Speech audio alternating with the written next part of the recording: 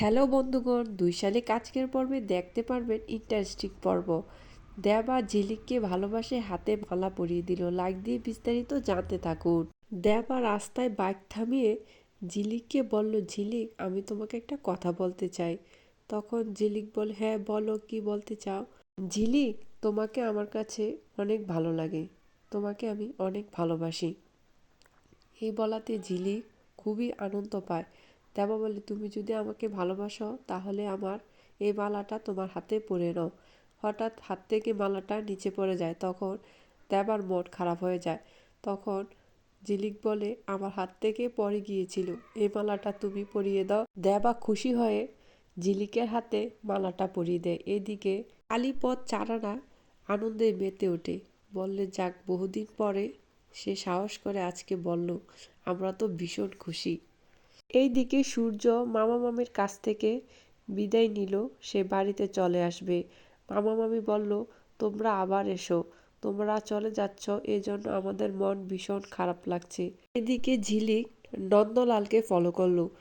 নন্দলাল ঘরের এক পাশে সাইকেলটা দাঁড় করিয়ে কাঞ্চিলালের ভাগ্নেকে ফোন করে বলে, তোমার বাবা যে ছবি দিল, এই মেয়েটা, আমি যখন আশ্রমে যাই তখন ওকে দেখি ছোট একটা বাচ্চা নিয়ে আশ্রম থেকে বের হয়। আমি যখন দুধ নিয়ে বাড়িতে আসি তখন দেখি সে পুজো করছে। নন্দলাল কাঞ্চিলালের ভাগ্নেকে বলে, তারা কি যমজ দুবোন? একবার থাকে মন্দিরে, একবার থাকে বাড়িতে। এমন সময় ঝিলিক এসে নন্দলালকে বলে, তোমার ফোনটা দাও, তুমি কার সাথে কথা বলছিলে? আমাকে নিয়ে কার সাথে ষড়যন্ত্র করছিলে? তুমি ফোনটা দাও। তখন গৌরব যখন দেখলো ঝিলিক নন্দলালের কাছ থেকে মোবাইল কেড়ে নিতে চাচ্ছিল, তখন গৌরব এসে ঝিলিককে টেনে নিয়ে যায়। তখন কাঞ্চিলালের ভাগ্নে ভাবতে থাকে, বস্তিতে আমি দেখলাম আঁখিকে, আবার দেখি মামা তার ছেলেকে বিয়ে করে নিল। এখানে তো প্রচণ্ড চিন্তার বিষয় আছে। যাক, যাই হোক, মামা যে কখন কি করে কিছুই বুঝতে পারি না।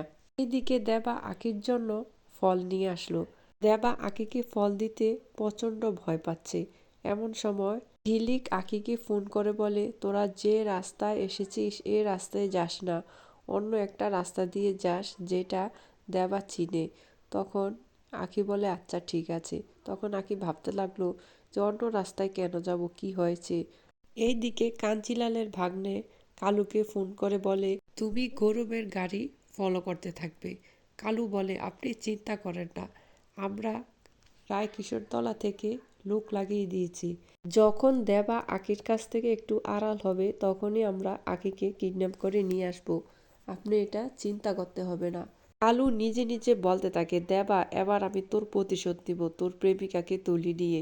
বন্ধুগণ, ঝিলিক কি পারবে গুন্ডাদের হাত থেকে নিজেকে রক্ষা করতে? অবশ্যই কমেন্টস করে জানাবেন।